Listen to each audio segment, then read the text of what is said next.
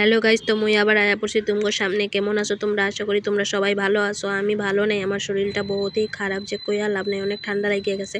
তো এদিকে দেখো, মুরগির মাংস রবিবার যেহেতু, আর দুপুরবেলা এরকম কিছু খাওয়া হয় নাই।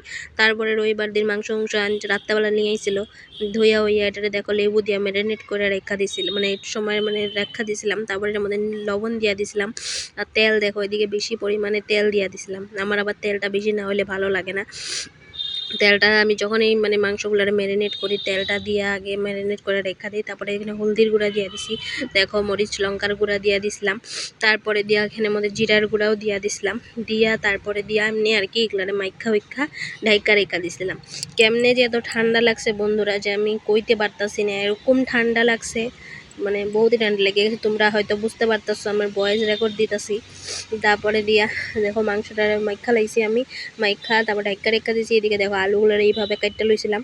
তারপরে এখানে দেখো আদাটারে আমি কিছু বাটাবাটি করি নাই, শরীর ভালো না। আদা কুটারে গ্রেট করে লইছিলাম, আর এদিকে পেঁয়াজ কুচি, রসুন আর পেঁয়াজগুলারে যে ইয়ে করে তোমার গোটা গোটা করে কেটে নিয়েছিলাম।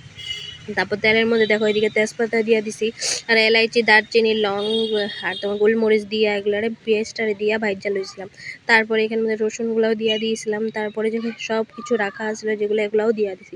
দিয়া একটু লবণ দিয়ে এগুলারে একটু সময় ভাজছি, ভাজার পরে মাংসটারে দিয়া দিছি, দিয়া মাংসটারে সাতলাইতেছি। তারপরে মটরশুঁটি কতগুলো ছড়িয়েছিলাম, মটরশুঁটিগুলারও দিয়া দিছিলাম। তারপরে দিয়া পরে এটারে দেখো আমার রেডি হয়ে গেছে রাত্রের খাওয়ার লেগে আজকে গরম গরম মাংসের ঝোল। তো কেমন লাগছে তোমরা অবশ্যই কইও কিন্তু, হ্যাঁ।